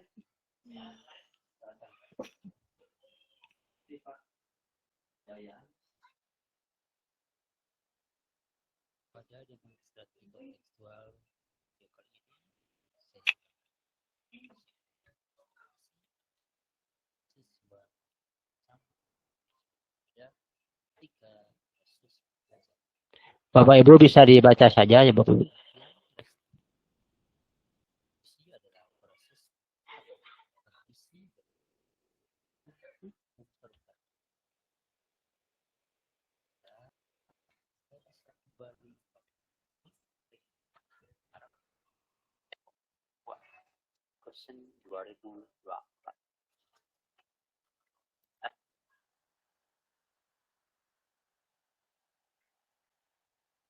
Ya Bapak Ibu, karena ini suaranya tidak ada ya.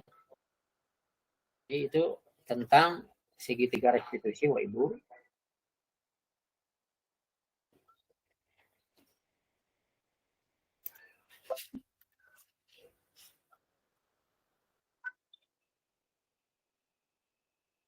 Jadi intinya Bapak Ibu bisa murid Bapak Ibu yang melanggar peraturan dengan menggunakan kata-kata seperti yang telah diuraikan tadi. Jadi Bapak Ibu yang pertama kita stabilkan dulu identitas anak tersebut. Berikan kepada anak kita ini bahwa bersalah itu tidak apa-apa misalkan ya. Jadi Bapak Ibu guru tidak ingin mencari solusi dari permasalahan ini, namun ingin mencari solusi permasalahan, misalkan seperti itu. Itu ya. Kemudian selanjutnya kita beranjak dalam sebuah dialog ya Bapak Ibu ininya untuk memvalidasi tindakan yang salah pada murid kita. Kita bisa mengatakan pada murid kita, padahal kamu bisa melakukan hal yang lebih buruk atau apapun yang sudah dijawab oleh anak didik kita. Kalau anak didik kita misalkan menjawab, kenapa kamu tidak masuk pada jam istirahat misalkan, karena dia itu menjawab sedang bermain bola dengan teman yang lain. Kenapa kamu melakukan hal itu? Kalau murid kita menjawab karena itu hobinya, berarti kita berikan tanggapan kepada anak didik kita, kamu boleh itu mempertahankan sikap itu ya. Hobi itu adalah penting buat kamu. Nah, seperti biasakan ya. Jadi kita validasi tindakan yang salah dari anak didik kita. Nah, setelah itu baru Bapak Ibu bisa menanyakan keyakinan kelas yang sudah disepakati. Hubungkan dengan nilai-nilai positif yang sudah disepakati. Misalkan nilai-nilai keyakinan kelas yang mana yang harus kamu tingkatkan. Misalkan dia terlambat masuk ke kelas, berarti nilai-nilai kebaikannya, nilai-nilai kebajikannya adalah saling menghormati karena tidak menghormati temannya, itu ya misalkan. Kemudian disiplin waktu. Nah, itulah beberapa dari segitiga restitusi bisa kita gunakan untuk mengontrol atau menghadapi anak didik kita yang tidak disiplin atau melanggar peraturan. Baik Bapak Ibu, mungkin itu materi yang saya sampaikan hari ini. Mudah-mudahan apa yang saya sampaikan bisa bermanfaat. Kurang dan lebihnya saya mohon maaf Bapak Ibu. Mungkin di lain waktu kita akan lebih dalam tentang budaya positif ini. Selanjutnya saya persilakan kembalikan waktu kepada Bapak Moderator. Silakan Bapak Sarip untuk dilanjutkan.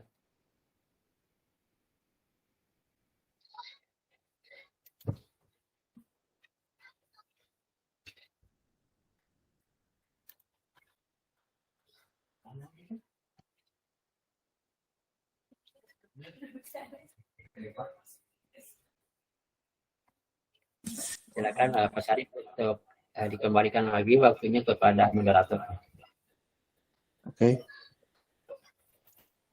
Oke, terima kasih kepada narasumber yang telah menyampaikan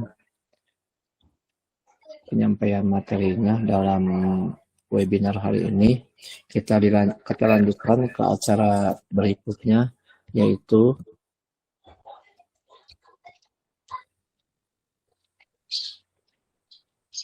refleksi, Pak.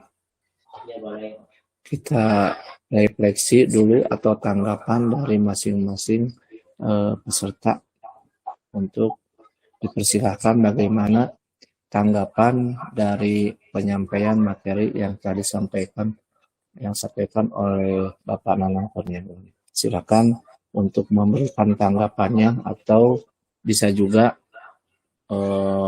berupa pertanyaan tentang materi yang sudah disampaikan. Silakan, mungkin dari Pak Misbah, dari yang lain, mungkin Pak Mis atau Pak Agus, silakan. Atau juga Pak silakan.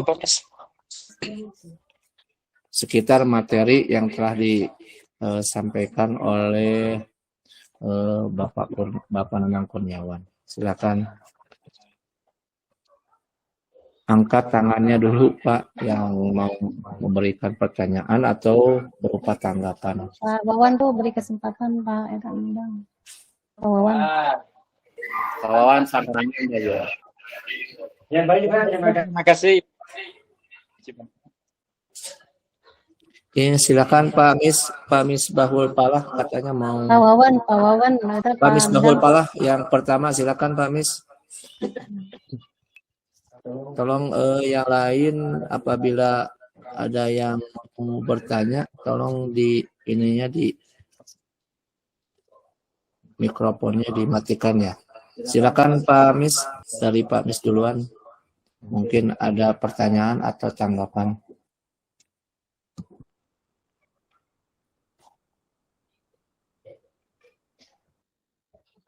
Saran, Pak Mis. Suaranya Pak Mis tidak muncul Pak Mis. Mungkin Pak Mis berhalangan dengan kuotanya, Pak.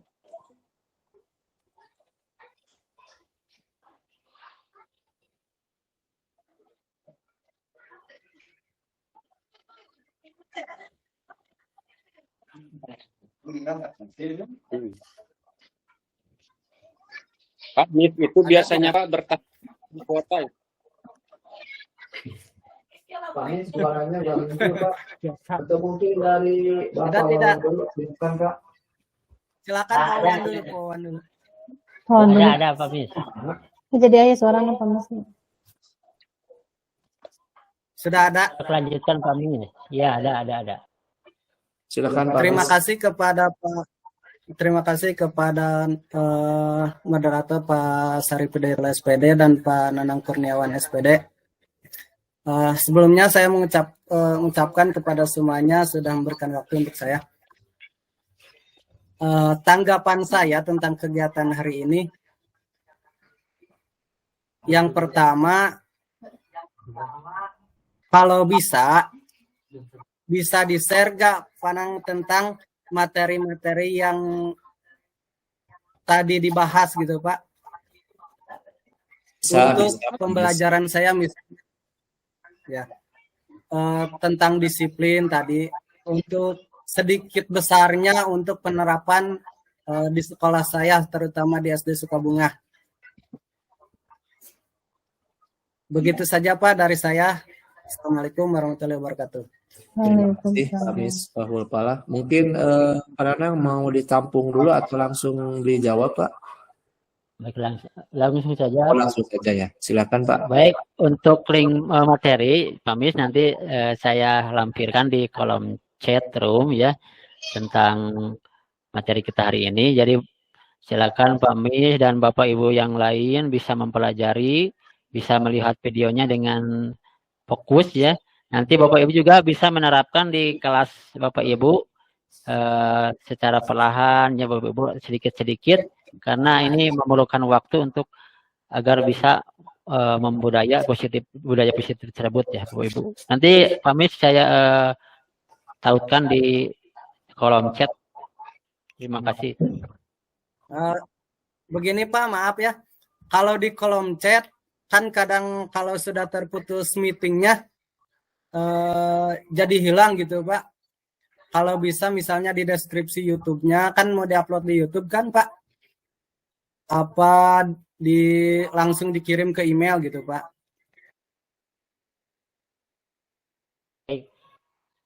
Mungkin bisa nanti dikirim ke email atau juga dari WA ya Pak Mis, kita link materinya. Nanti ada di Google Drive ya Pak Mis. Nanti saya kirimkan. Via WA atau Pak? Ya via WA bisa Pak Maman ya. Nanti di grup kita kirimkan. Terima kasih.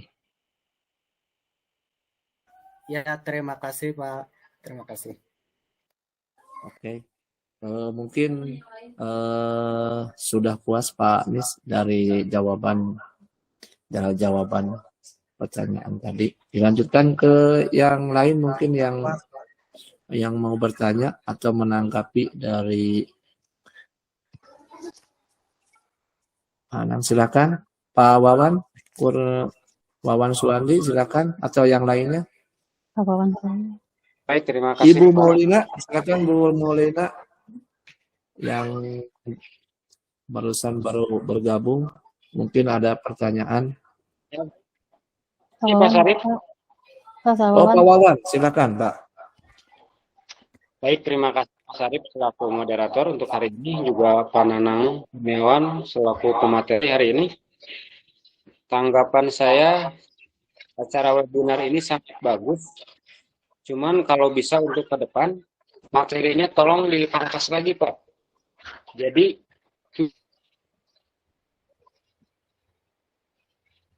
Kemana sih? Itu yang pertama. Yang kedua mungkin terus waktunya kalau bisa ditambah biar penjelasannya lebih rinci gitu. Lebih detail. Mungkin itu saja. Terima kasih. Mudah-mudahan semua yang tadi Nanang sampaikan bisa kami terapkan juga di sekolah kami masing-masing. Sekali lagi terima kasih banyak untuk pemateri hari ini, Pak Nanang. Assalamualaikum Terima kasih atas tanggapan atau mungkin pertanyaan yang mungkin agak bertolak belakang ya tadi, materi yang dipangkas sementara waktu yang akan ditambahkan begitu ya. Silakan Pak Nanang Kurniawan, silakan tanggapan. Baik, terima kasih luar biasa Pak Wawan. Jadi sebenarnya materi kita ini banyak Pak Wawan ya. Namun kita hanya diberikan waktu sampai jam 12 atau 120 menit ya Bapak Ibu. Jadi saya juga cukup kesulitan. Mungkin kita bisa di lain waktu atau kita bisa secara luring di sekolah mana kita mengadakan pertemuan seperti ini. Kalau memungkinkan ya Bapak Ibu ya. Jadi kita akan secara detail membahas, berdiskusi tentang disiplin positif ini. Mungkin itu seperti itu Pak Wawan, terima kasih. Pak Asep Prabadaya. Mungkin dari yang lain, Pak Asep Irwan, silakan Pak. Ada pertanyaan atau tanggapan dari pelaksanaan webinar kali ini? Silakan Pak. Tanggapan atau masukan juga boleh.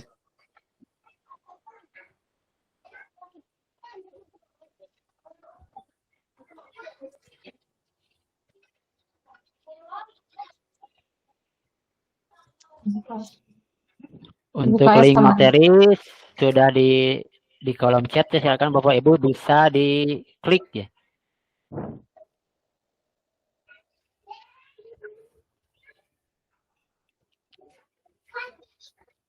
Kalau tidak ada pertanyaan dari yang lain, mungkin saya akan mencoba untuk melontarkan pertanyaan yang mungkin dan mudah-mudahan ini bisa berguna bagi saya khususnya sebagai moderator dan umumnya bagi para peserta webinar kali ini. Pertanyaan dari saya, Pak, hanya satu mungkin, tapi penjabarannya mudah-mudahan bisa dimengerti nanti kepada saya. Bagaimana penerapan budaya positif jika dikaitkan dengan nilai-nilai lain dalam aktivitas belajar mengajar sehari-hari, Pak? Karena terutama di sekolah-sekolah kita ya, di pelosok seperti ini, rata-rata anak-anak itu sudah membawa dengan perilaku yang mungkin di luar dari nalar kita gitu. Itu Pak, di mana budaya positif yang harus dikaitkan dengan nilai-nilai anak-anak perilaku anak. Terima kasih. Baik Pak Syarif ya. Memang benar untuk menerapkan budaya positif ini banyak pengaruhnya, bahkan dari luar lingkungan kita. Justru kita untuk menerapkan budaya positif ini dikaitkan dengan perilaku-perilaku yang sudah ada dalam diri anak didik kita yang dipengaruhi oleh lingkungan, misalkan seperti yang kita tahu di sekolah kita kan, anak-anak kita tingkat perilakunya ada dari pengaruh lingkungan. Justru kita sebagai pendidik kita mencoba untuk jangan sampai karakter-karakter tidak baik tersebut masuk ke dalam perilaku anak didik kita. Mungkin kita juga perlu berusaha dengan orang tua untuk berdiskusi, karena untuk menumbuhkan budaya positif ini tidak hanya guru ya Pak Syarif. Jadi kita harus bekerja sama antara kita sebagai guru, kepala sekolah, dan juga masyarakat dan orang tua. Jadi itu yang susah yang untuk menerapkan budaya positif pada anak didik kita. Jadi seringkali kita kesusahan ketika kita sudah menanamkan budaya positif di sekolah kita, namun ada hal yang mendorong dari luar kepada anak didik kita untuk berperilaku yang tidak baik. Namun ketika motivasi intrinsiknya sudah terbangun ya dalam dirinya, mau pengaruh dari manapun, dari siapapun tentang nilai-nilai kebaikan yang diyakininya, nah itu tidak akan berpengaruh Pak Syarif. Namun untuk menumbuhkan motivasi intrinsik inilah yang sulit kita lakukan. Jadi kita harus membiasakan terus-menerus sedikit-sedikit sampai tumbuh motivasi yang ada dalam dirinya tentang nilai-nilai kebaikan yang diyakininya. Jadi tidak ada lagi, meskipun ada pengaruh dari luar tentang perilaku yang tidak baik, dia bisa memagari dirinya sendiri untuk tidak melakukannya karena dia yakin bahwa hal itu tidak baik bagi dirinya. Lah, seperti itu Pak Syarif. Jadi yang harus kita lakukan itu adalah menumbuhkan motivasi dalam diri anak tersebut tentang nilai-nilai kebaikan yang diyakininya, yang kita yakini di dalam kelas kita, sehingga kita harus membuat keyakinan kelas di kelas kita itu yang disepakati, sehingga akan tumbuh nilai-nilai kebaikan secara dari dalam dirinya tanpa dorongan kita. Namun itu sulit untuk dilakukan dengan secara tergesa-gesa. Jadi kita harus perlahan-lahan, sedikit-sedikit, kemudian secara kita terbiasa, sehingga pada akhirnya motivasi intrinsik tersebut akan muncul dalam diri anak. Nah, kalau sudah muncul motivasi intrinsik tersebut tentang nilai kebaikan yang sudah diyakini anak didik kita, jadi pengaruh dari luar manapun terhadap anak didik kita tidak akan masuk. Terima kasih. Terima kasih. Mungkin yang lain. Oh iya Pak, ini ada yang chat ke saya Pak. Katanya dalam pelaksanaan webinar ini sebagai peserta apakah akan ada sertifikat katanya Pak? Mohon saudara teh, apakah ada sertifikat atau tidak? Untuk sertifikat kami akan difasilitasi oleh koordinator pendidikan pelayanan pendidikan sama PAMIPA mungkin ya Bapak Ibu. Nanti Bapak Ibu bisa mengisi link daftar hadir di sini untuk disampaikan kepada PAMIPA. Jadi nanti ada sertifikatnya Bapak Ibu. Nanti kayak saya share di kolom chat ya kan Bapak Ibu. Bisa diklik, nanti diisi link daftar hadirnya. Nanti nama Bapak Ibu akan ada di sertifikat. Terima kasih. Untuk link materi nanti Pak Asep Irwan akan dikirim di grup WA ya Pak Asep ya. Resumonya di sini. Karena cukup besar materinya, nanti akan di-share di grup WA. Terima kasih. Dilanjut Pak Syarif. Terus di Walor Pak Wawan Suwandi pada maaf Pak, ada pertanyaan pada keluar jalur Pak Syarif. Itu tentang tadi keyakinan kelas Pak Anang. Garis besar cara kita menerapkannya di kelas itu seperti apa? Mohon pencerahannya Pak Anang. Baik, Pak Wawan. Untuk kita membentuk keyakinan kelas di kelas kita, pertama kita ajak anak didik kita berdiskusi tentang keyakinan kelas, tentang kita sepakati dulu peraturan kelasnya. Misalkan peraturan kelasnya anak didik kita itu mengerjakan tugas tepat waktu, misalkan Pak Wawan. Nah, biarkan anak didik kita ini menulis sendiri di dalam kertas. Jadi kita pancing anak didik kita.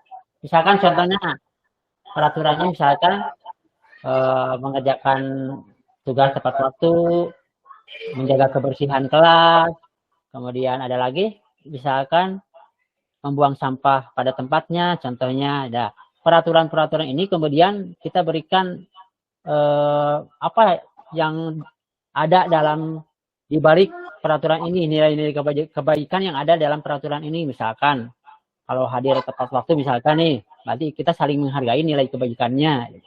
Berarti itu adalah keyakinan kelasnya. Nah, jadi Pak Wawan nanti di kelas misalkan ajak anak didik kita untuk berdiskusi, berdialog. Silakan bentuk peraturan-peraturan kelas masing-masing. Hindari kata jangan ya Pak Wawan, misalkan membersihkan kelas, melaksanakan piket misalkan. Itu salah satu contoh aturan yang ada di kelas misalkan, dan banyak lagi. Nah, kita nanti tentukan keyakinan kelas yang mana yang ada dalam peraturan kelas tersebut. Kita diskusi dengan anak didik kita. Misalkan tadi hadir harus tepat waktu, berarti saling menghargai, mengerjakan tugas, misalkan nilai kebajikannya tanggung jawab, misalkan itu Pak Wawan. Jadi nanti Pak Wawan tempelkan seperti yang saya contohkan tadi, tempelkan dalam satu kertas di dalam kertas yang besar. Jadi suruh anak didik kita itu untuk menulis kesepakatan kelasnya ya. Kemudian untuk diyakini di dalam kelas. Nah, silakan gunakan itu. Kemudian Pak Wawan setelah itu tinjau kembali apakah keyakinan kelas ini sudah sesuai. Kalau sudah sesuai, nanti suruh anak didik kita untuk menandatangani dan menyetujui keyakinan kelas yang sudah di Bapak Ibu dan warga kelas murid kita buat. Seperti yang sudah saya tadi terapkan di kelas saya. Seperti itu Pak Wawan. Itu maaf Panang, yang ditempel itu berupa apa itu? Nah, yang ditempel itu kan berupa peraturan-peraturan kelas yang dibuat anak didik kita ya, yang disepakati. Jadi ini yang ditempel itu kan belum berarah pada keyakinan kelas Pak Wawan. Jadi hanya terbatas peraturan-peraturan di kelas. Misalkan ada yang menjawab melaksanakan piket kelas misalkan. Berarti nilai keyakinannya apa Pak Wawan kalau melaksanakan piket? Nilai keyakinan, nilai kebaikannya. Untuk apa? Berarti untuk kebersihan kan? Ya. Nilai mungkin kelas bersih. Ya, jadi nilai kebaikannya, keyakinan kelasnya adalah kebersihan. Itu yang akan kita tempel di ruang kelas kita, adalah nilai-nilai tersebut Pak Wawan, seperti itu. Bagaimana? Sudah puas Pak Wawan? Terima kasih. Itulah acara pelaksanaan webinar kali ini. Saya sebagai moderator, mungkin banyak kekurangannya. Saya mohon maaf karena mungkin dalam tahap belajar. Sekian, terima kasih. Sampai ketemu kembali dalam acara dan webinar yang lain. Sekian, wassalamualaikum warahmatullahi wabarakatuh.